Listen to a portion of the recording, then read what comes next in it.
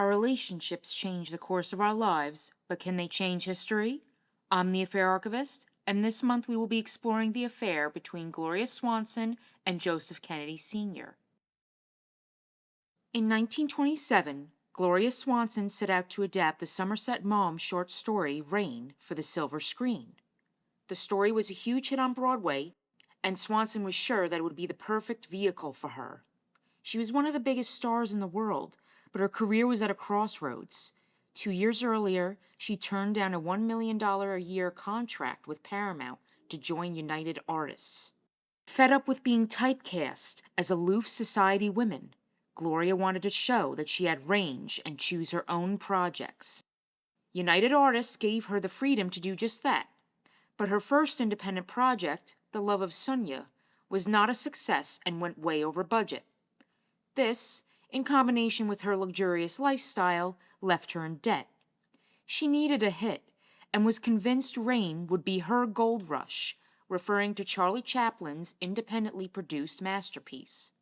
However, the source material was not without controversy. Rain is about a clergyman who tries to reform a prostitute named Sadie Thompson to be played by Gloria. In the early 1920s, the burgeoning film industry faced its first reckoning when Fatty Arbuckle was put on trial for the murder of the young actress Virginia Rapet. Paranoid that the scandal would destroy their industry in its infancy, the studio chiefs banded together to form a censorship code to clean up the pictures, run by William Hayes, known as the Hayes Code. Due to its portrayal of a potty-mouthed prostitute and a horny minister, the story was at the top of Hayes' list of texts banned from adaptation. Nevertheless, Gloria was determined to get the picture made. She bought the rights to the short story and the play and circumvented the Hayes Code through a series of changes to the original story. The male lead was no longer a clergyman, the profanity was cut, and the film would be sold as a morality tale. Before production began, Gloria subtly announced her next project, then titled Miss Thompson, in the back of some trade papers, news she believed would be overshadowed by Charles Lindbergh's historic flight to Paris. The announcement did not go unnoticed by Hollywood's bigwigs, however. Joseph Schneck, president of United Artists, received a telegram signed by numerous studio heads, stating, "We undersigned in meeting assembled today desire to voice the strongest protest of which we are capable against the making of Rain, either under the name of Sadie Thompson or any name, or the making of this story even with variations and changes. As members of the association and as personal friends of yours, we beg you to stop the production of this picture at all costs." Though Gloria and Schneck recognized many of the signatures at the bottom of the telegram, including Adolf Zukor and Jesse Lasky, one stood out in its obscurity. "Who the hell is Joe Kennedy?" Schneck asked Gloria. She had no idea, but she would soon find out, much to the detriment of her life and career. Gloria Swanson was born on March 27, 1899, in Chicago, Illinois. Her father was in the military and was often absent throughout her childhood. Her mother encouraged her to pursue the arts. Young Gloria loved drawing and singing and wanted to become an opera singer when she grew up. The family moved quite often, living in Key West and Puerto Rico, and Gloria began performing.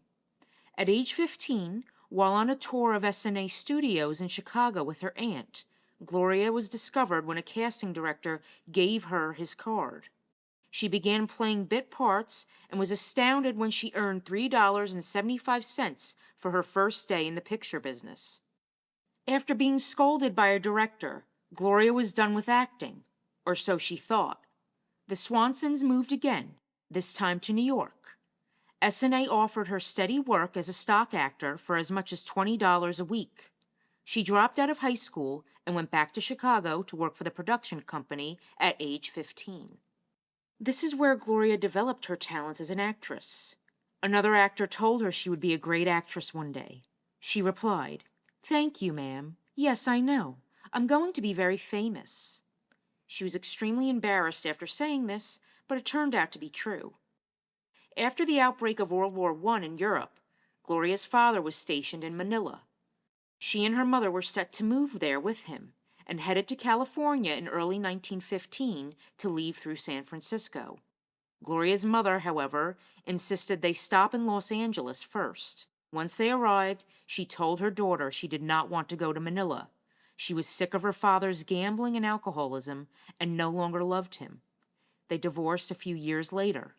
Before she left Chicago, a producer at SNA wrote Gloria an introduction letter addressed to Max Sennett, head of Keystone Studios, and one of the most successful movie moguls of this period.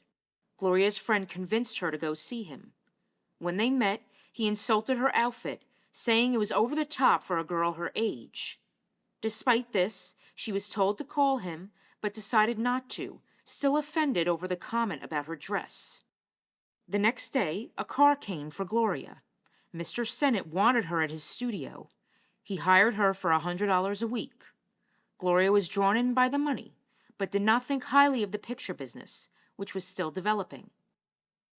She married fellow actor Wallace Beery in 1916. However, he was abusive, and she left him after 2 months of marriage. Gloria soon became fed up with Keystone. She was only given roles as a bathing beauty or cast in frivolous comedies. She wanted to do more, so she quit. It was a huge risk, considering she was nearly divorced and broke. Yet this leap of faith would lead to stardom. Gloria signed with Paramount and began a collaboration with director Cecil B. DeMille that catapulted her to fame. Her first major hit, Don't Change Your Husband, was released in 1919 and was followed by another successful picture, Male and Female. Gloria married again and had a daughter, who she named Gloria, in 1920. However, her second marriage also did not last. When she wanted a divorce, her husband accused her of adultery with 14 men. Though she had another lover, 14 was certainly an exaggeration. But if her soon-to-be ex-husband went public with this accusation, it could seriously threaten her career. She settled with him out of court to avoid this. In late 1924, Gloria began production of her next film, Madame Saint-Jean, in France. She filmed the picture on location in several historic French sites, which was not the custom of the time. During shooting, she fell in love with her translator, French aristocrat and war hero Henri, Marquis de la Falaise. When she discovered she was pregnant with his child, she was put in a terrible position. She was still legally married to her second husband. However, if she had the child, everyone would know she committed adultery. Her contract had a morality clause, which, if broken, could prevent her from working in the movie business entirely. Though she loved Henri, and they planned to marry as soon as their divorce was finalized, she had an abortion without telling him. The procedure, however, was not done properly, and she was hospitalized and nearly died in Paris. After she recovered, she felt immensely guilty for terminating the pregnancy. Her divorce was finalized soon after, and she and Henri married in January of 1925, making her the first movie star to earn a title. However, Henri was broke and did not rank high in the French aristocracy. That June, she signed a contract with United Artists, turning down a $1 million a year deal with Paramount. She was resentful of Jesse Lasky, vice president of her former studio, because she believed that she had no other option but to abort the child she desperately wanted due to the stringent morality clause in her contract. She did not want any studio to have that much power over her life. She was also looking for more creative control of her career. With United Artists, Gloria selected her own projects, starred in them, and handled the production and business end of her films. While this prospect was exciting at first, it would turn out to be a lot more chaotic and stressful than she expected. She believed Henri would help her organize this side of her career. However, he proved to be inept at handling these types of dealings. Gloria knew she was in over her head. Joseph P. Kennedy Sr. may not be well known for his influence on Hollywood today, but his business acumen and ruthlessness changed the industry forever. He's more closely associated with his business empire, his dealings in the stock market, and his rumored involvement in bootlegging during Prohibition. Gangsters Joseph Bonanno and Frank Costello claimed they did business with Joe. It is not definitively proven, however, that Joe was a bootlegger, according to biographer David Nasaw. While Joe did make the majority of his fortune through Wall Street, he also made millions in his short tenure in the movie business in the 1920s. Business came naturally to Joe. His father, Patrick Kennedy, was a ward boss in Boston, owned a liquor importing business, perhaps where the bootlegging accusations derive from, and was a bank president and a real estate investor. Joe would follow in his father's footsteps and surpass him, establishing an empire and a political dynasty. He was born in 1888 into a well-off, influential family. Joe was a better athlete than he was a student, but he still got into Harvard.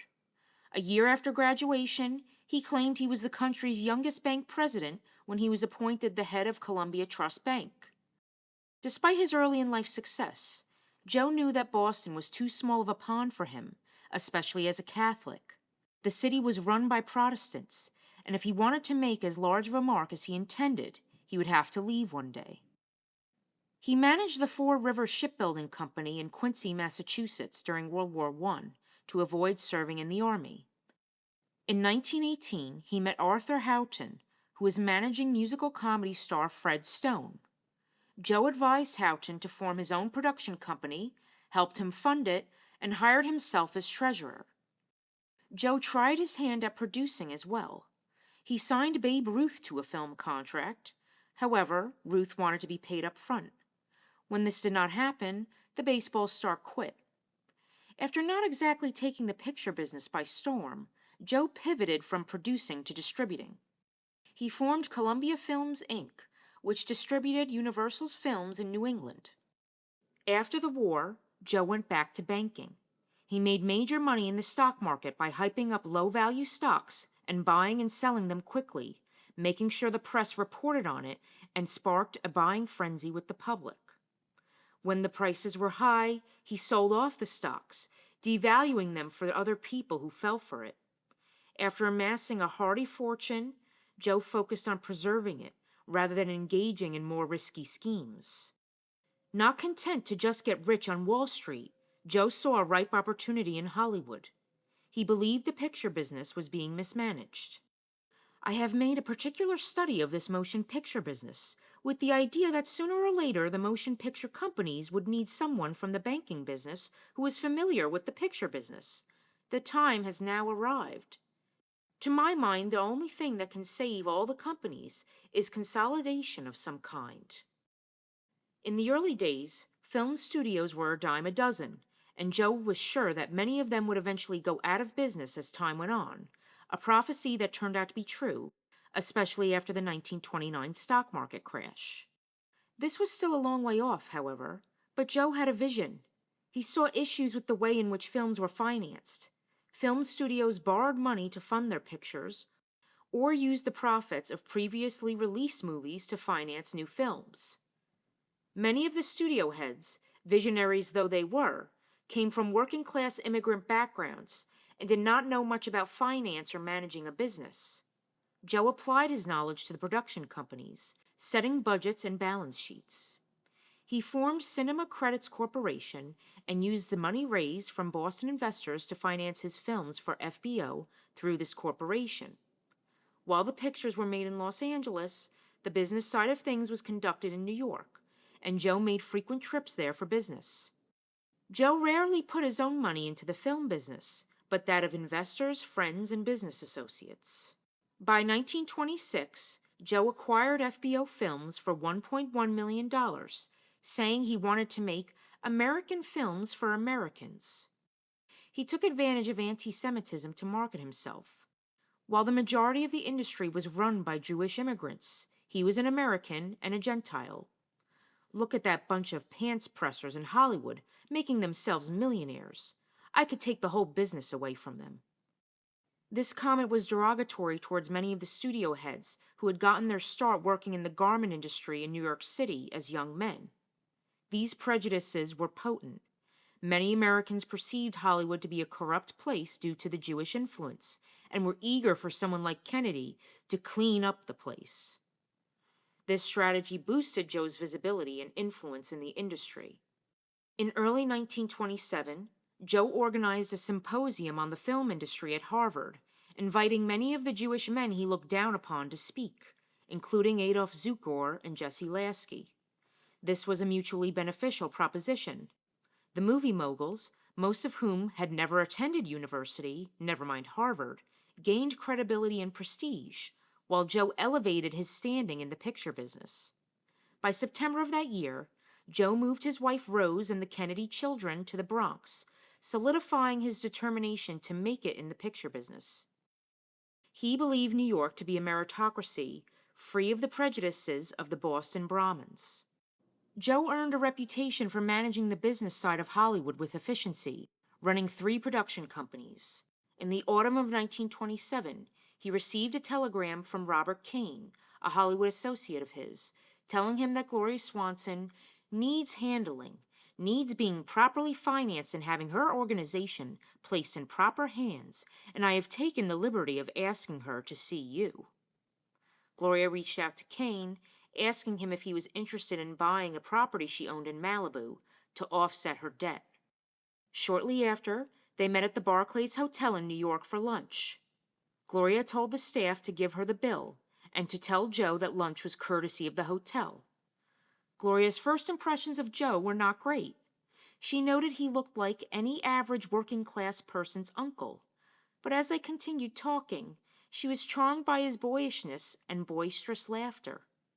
Joe was impressed with her before they even met, telling her how excited his wife and children were that he was meeting Gloria Swanson.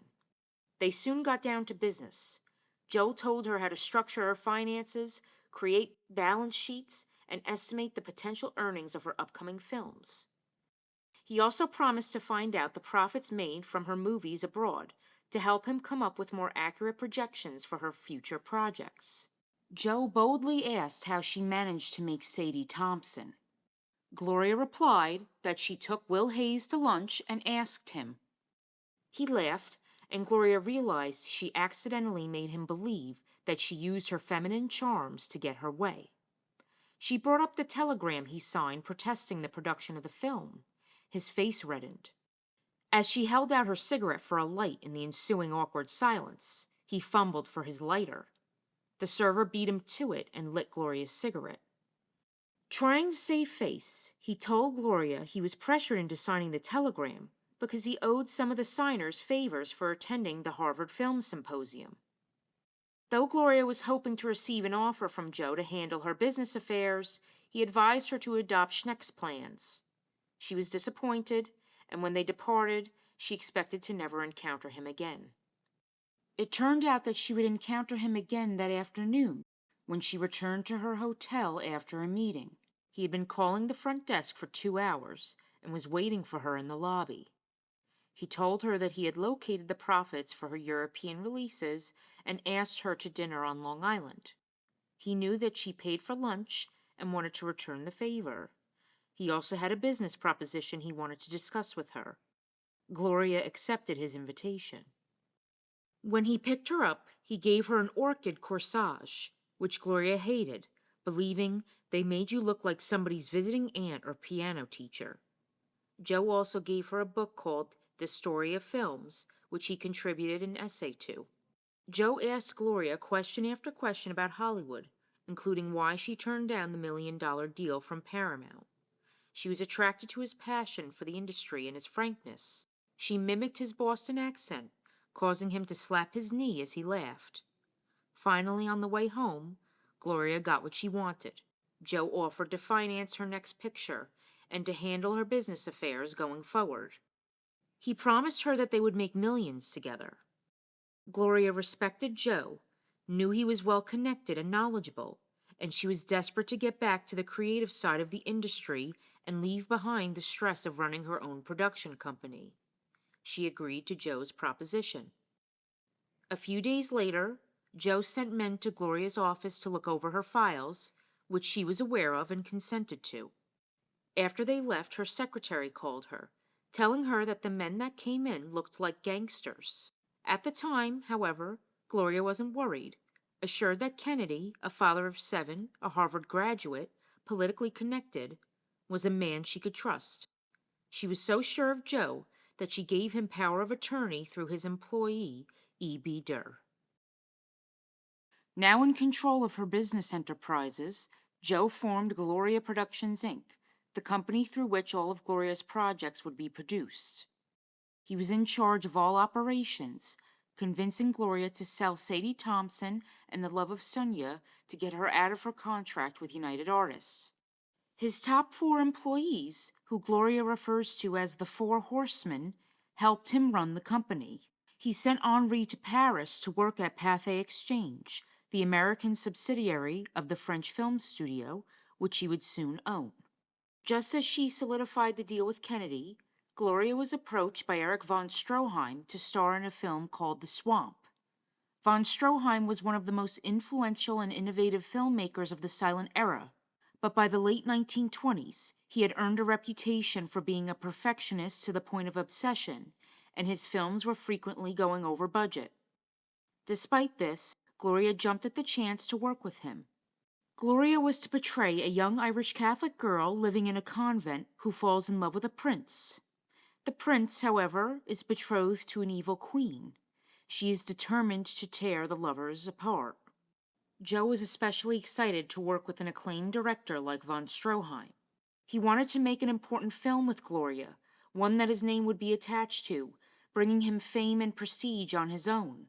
He believed The Swamp, which would later be named Queen Kelly, would be the perfect vehicle for him as well as Gloria. He convinced her to skip the premiere of Sadie Thompson to work out the details of the film with him in Palm Beach. Gloria arrived in Florida with Henri. As soon as they arrived, Joe dragged her into another room while Henri was distracted and kissed her. Joe conveniently sent Henri on a deep-sea fishing trip. As Gloria rested in bed, talking on the phone with Joe's florist, he stared at her through the doorway. He overheard her phone conversation in which she requested no more orchids. Joe was silent. "Now you know," Gloria said. He stayed silent as he came towards her and kissed her. Finally, he said, "No longer, no longer. Now." They made love, and Gloria described him as a roped horse, rough, arduous, racing to be free. She also noted the climax was hasty, despite the previous description of his sexual abilities. He lay beside her for a while, then got up, got dressed, and assured her, no more orchids. They laughed. The affair was underway. She felt guilty, but could not resist Joe. "I must confess I was impressed with his sense of power. His sense of laughter or anger was always on the edge of every situation. He went chalk white when angry, and into healthy peals of laughter when there was the slightest opening for it. This man wanted me to lean on him, something I had never done in my life. It was good to have someone say I'll take care of whatever worriment I had." Joe rented a home on Rodeo Drive so he and Gloria could conduct business. She visited often, watching films and making love. He asked her what she thought of The Jazz Singer, the first ever talkie, released in October of 1927. She believed the sound technology sounded terrible and that it would not catch on.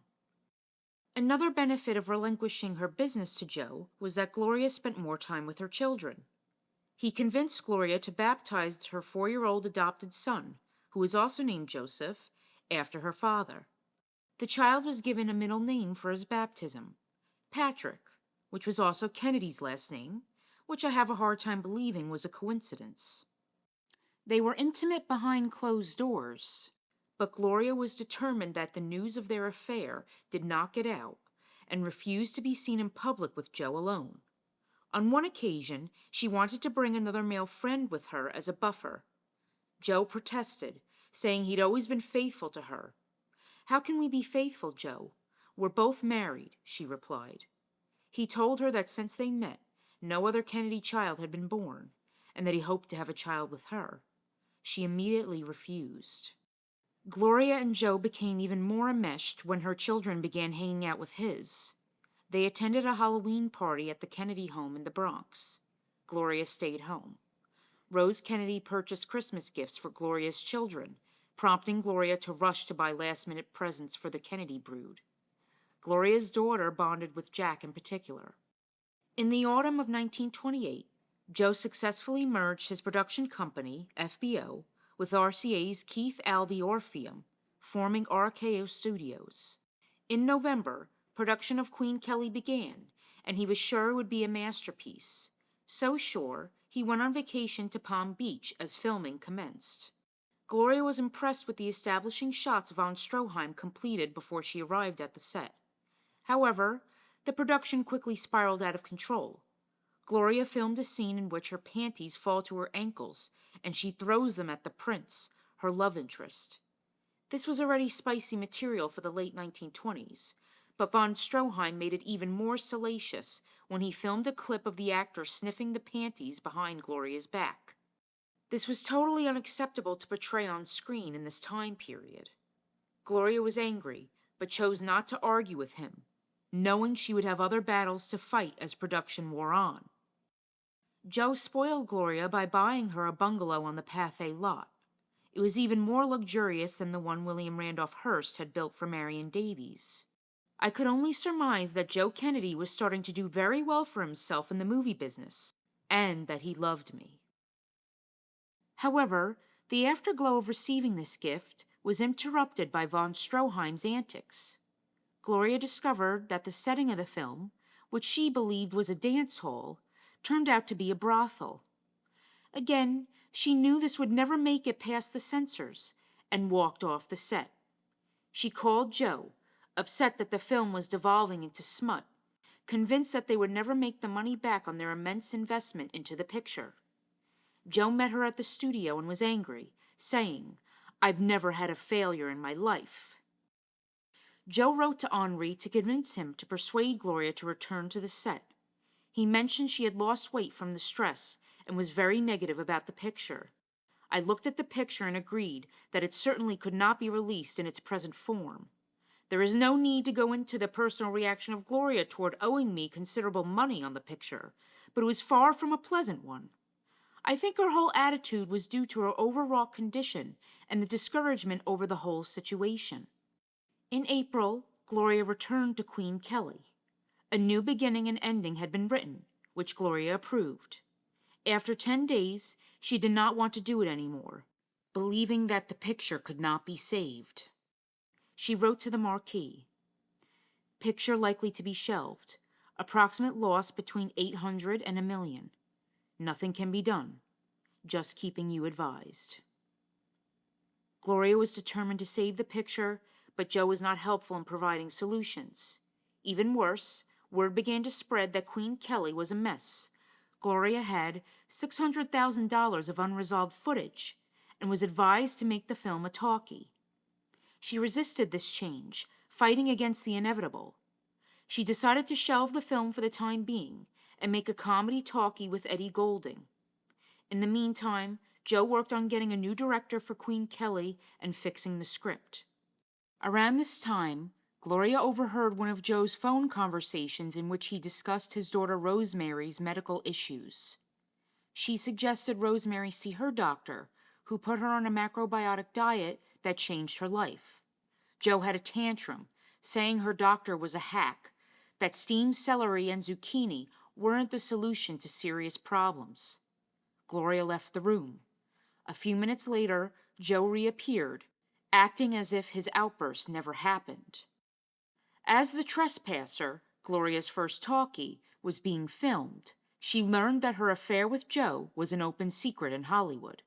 He visited her on the set one day. When the director asked her if she could sing, Joe enthusiastically replied, "Yes, she's a great singer." Nobody was surprised to hear Joe complimenting Gloria.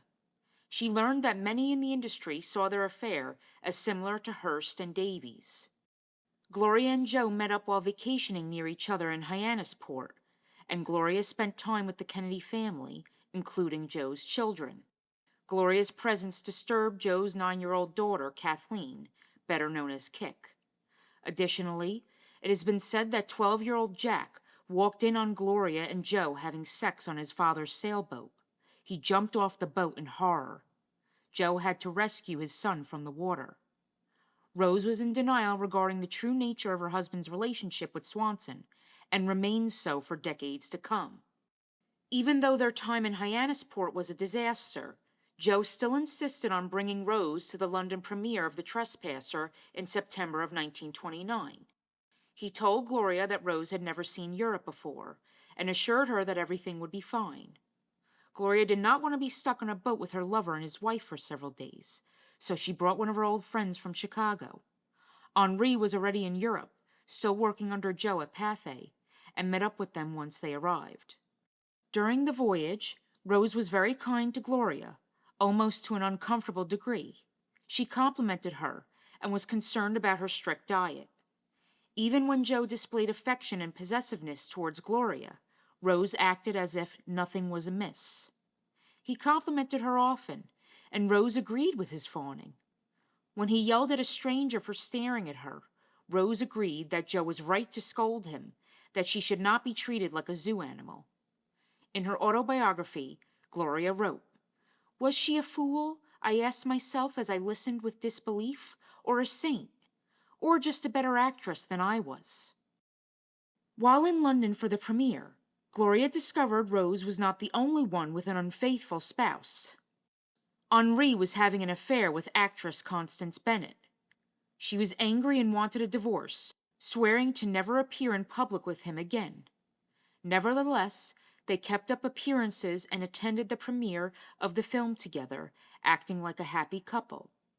It is likely that Henri knew what was going on between Gloria and Joe, and saw nothing wrong with having his own dalliance. Gloria's outrage towards her husband's behavior was extremely hypocritical, and once her anger subsided, she still wanted to make it work with Henri. Both Sadie Thompson and The Trespasser were successes for Gloria, earning her Oscar nominations in 1929 and 1930. Even though this was a victory for the whole of Gloria Productions Inc., Joe was not satisfied. Those films were Gloria's projects. He wanted a blockbuster with his name on it. He believed Queen Kelly was his film and was determined to resurrect it. A few short months after Gloria's success with The Trespasser, the roaring 1920s came to an abrupt end when the stock market crashed in October of 1929. Joe came out on top of the calamity, having cashed out his stocks months before, then buying them again at rock-bottom prices after the crash. As the Depression set in, Gloria's stardom and status in Hollywood was beginning to fade as a new era of austerity began. In her autobiography, Swanson on Swanson, Gloria recounts a bizarre tale that Nasaw disputes in his biography on Joe, the Patriarch. Shortly after the crash, Gloria was in New York when she was summoned by one of Joe's four horsemen, Ted O'Leary, who drove her to an undisclosed location. He told her someone wanted to speak with her, but she had no idea who. It turned out to be Cardinal O'Connell of Boston. He was elderly and frail. His intention was to lecture Gloria on her affair with Joe. He asked her questions about her relationship with Kennedy, which she insisted was purely a business partnership. She also informed him she was not a Catholic, and if he was concerned with Joe's morality, he should talk to him. He said, "Each time you see him, you become an occasion of sin for him." Gloria claims the cardinal told her that Joe confessed to him about the affair and wanted permission from the church to live separately from Rose and the children and keep another residence with Gloria, since he knew divorce was out of the question. She was offended and asked O'Leary who set up the meeting. It was not Joe. The cardinal asked O'Leary himself to speak with Gloria. Nasaw believes this story to be a figment of Gloria's imagination, believing that Joe would not have bothered asking to live apart from Rose. He was too much of a realist to entertain this as a possibility. He believes that Gloria included this anecdote in her autobiography to make the public believe that Joe was more in love with her than he actually was. Nasaw writes that Joe was more attracted to what Gloria represented and the cachet of sleeping with one of the world's biggest stars. She was the most noteworthy notch on his bedpost, but only a notch at the end of the day. At this point, it is impossible to know for sure whether this incident happened or not. By December, Joe and Gloria attempted to salvage Queen Kelly, and production resumed. A new ending was written, and the film was now a talkie. It also featured some musical numbers for Gloria. They filmed the new scenes without incident, but when the cast and crew watched the rushes, as Gloria put it, all the accumulated excitement evaporated. The new scenes didn't look like von Stroheim's work or have the same mood or texture. She also noted that the new director did not get the same types of performances out of the actors, and that overall the reshoots just did not feel right. After just 2 days, Joe shut down production without any notice. They were now in the hole for $800,000. He told Gloria he would send the footage to editors to string together some type of story to make it suitable for release. Gloria's personal life was not going any better. Henri wrote to her to let her know that he would not be coming to America to be with her and the children for Christmas. She knew that it was the beginning of the end. By January of 1930, Joe hand-selected a new project for Gloria, this time a comedy. She was initially excited, but when she read the script, she was shocked at how bad it was. Gloria asked the screenwriter to doctor it up for her.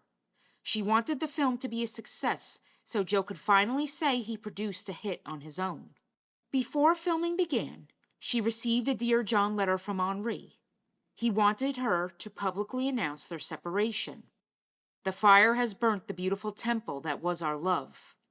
We thought it was made of marble, and we wake up to find it has crumbled like the dust of clay. Little can be saved out of the burning ashes." Gloria still loved him and knew she would always love him. He married Bennett in 1931.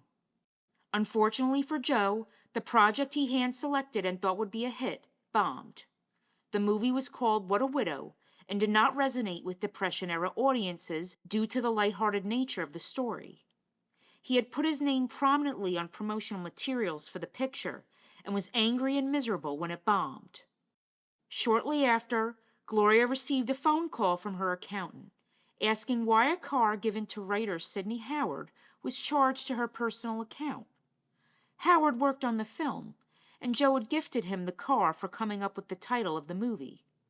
Gloria had no idea. She thought the car had been paid through the film's budget, and assumed it was an accounting error. Pat Sullivan, one of Joe's 4 horsemen, handled her finances, and she did not take the time to look over the books herself. She was so convinced it was a mistake, she forgot to bring up the matter with Joe for a time. During dinner one evening while at his house on Rodeo Drive, she asked him why the car had been charged to her personal account. Joe nearly choked on his food. Gloria recalled he went white with rage, but unlike the incident with Rosemary, he said nothing. He left the room. After a half hour, when it was apparent he was not coming back, Gloria got a ride home from one of the horsemen. No one gave her an explanation. She waited for days for Joe to call or write to offer an apology. She was ready to forgive him because she loved him and trusted him. However, the apology never came. Instead, Gloria learned that Joe headed back east through the grapevine. Her accountant was informed that Sullivan would no longer manage the books. In December of 1930, Durr ended his power of attorney over Gloria, essentially cutting all ties between the business and Joe. A statement was issued. Gloria Productions Inc. also announces Mr. Kennedy's retirement from the active management of that company. The news only got worse. She was totally broke. Joe hadn't only used Gloria's account to pay for the car.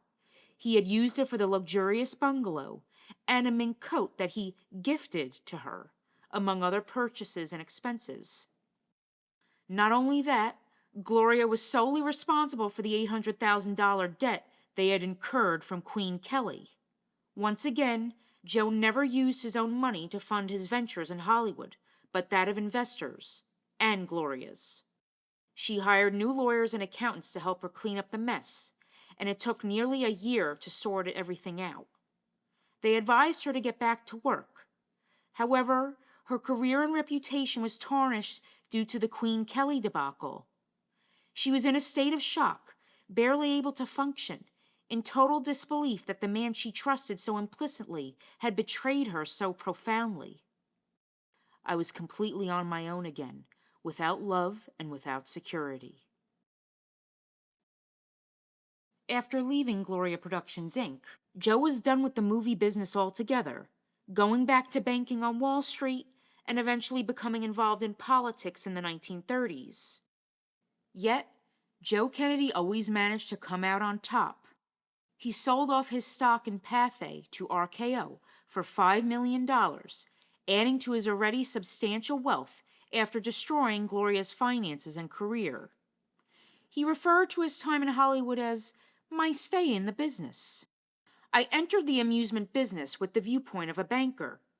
If, after the organization of the new corporation, it is running smoothly, I look around and get a good offer for my holdings, I will make a trade.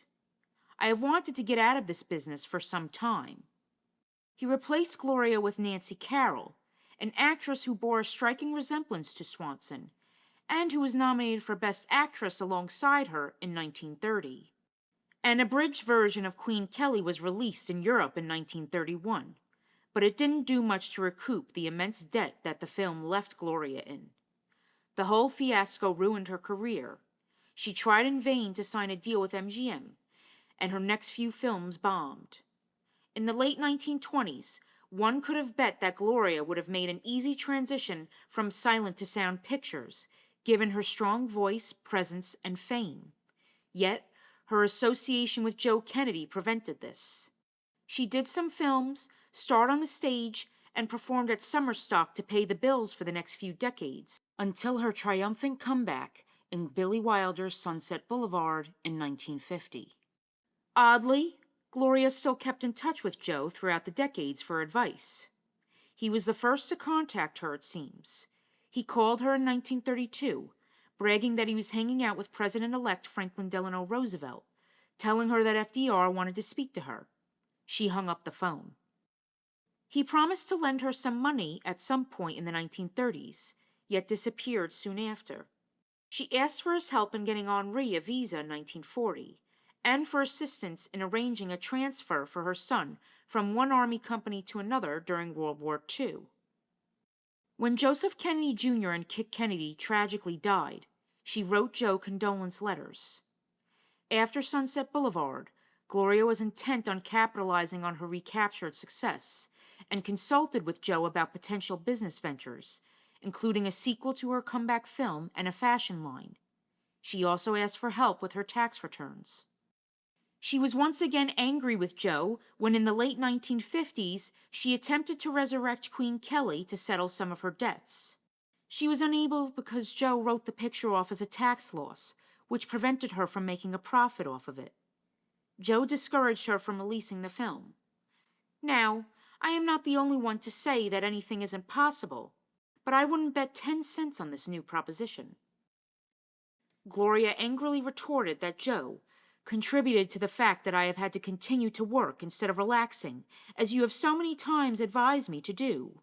You know as well as you know your right name that every penny spent on Kelly was returned to you out of the profits of the trespasser. Moreover, you alone benefited tax-wise, for I certainly did not. Nobody could blame her for feeling resentful all those years later. However, Joe was always out for himself, and purposefully structured his deal with Gloria to benefit his own interests.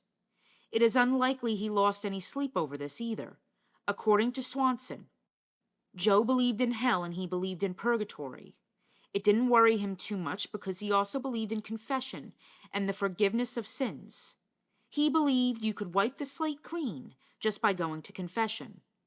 It worked for him like sleeping pills for other people. 5 years after Joe Kennedy's death in 1969, Rose published her autobiography, Times to Remember, which briefly acknowledged Gloria Swanson's presence in her husband's life, referring to her as poor Gloria. Rose was assured that nothing happened between them, that their relationship was purely of a business nature. She told her ghostwriter that rumors of their affair only spread because after returning from London for the premiere of The Trespasser in 1929, Rose stayed behind in the ship's cabin after it docked to avoid the media frenzy outside, while Joe and Gloria emerged from the ship together. Rose's inaccurate account inspired Gloria to write her best-selling autobiography, Swanson on Swanson, published in 1980. She spared no details about her torrid and disastrous affair with Joe, and told her side of the story regarding she and Joe's relationship. She died of a heart condition in 1983, having cemented her place in Hollywood and Kennedy history. Because he was the patriarch of America's greatest political dynasty, Joe's contributions to the film business have been overlooked. He provided Hollywood with a financial framework that made the business sustainable and predicted the consolidation of the major studios, merging studios together and turning an immense profit in the process. Many have mixed opinions on whether his influence on Hollywood was a good or a bad thing. In 1937, Fortune magazine wrote, "Kennedy moved so fast that opinions still differ as to whether he left a string of reorganized companies or a heap of wreckage behind him." A heap of wreckage was definitely left behind for Gloria. However, despite the odds, she came back bigger than ever before, proving her talent and tenacity in Sunset Boulevard. She is one of the enduring icons of the silent era, and her comeback laid the framework for struggling movie stars for decades to come. Post-Sunset Boulevard, she started a successful clothing line, continued acting, and became a health advocate. Her time with Joe did not leave her unscathed, however. William Duffy, Gloria's sixth and final husband, said, "You should have seen that woman read a contract. She went over every single line." Thank you very much for watching. I'm the Affair Archivist. If you enjoyed this video, please like, comment, and subscribe. And join me next time as we explore another affair from history.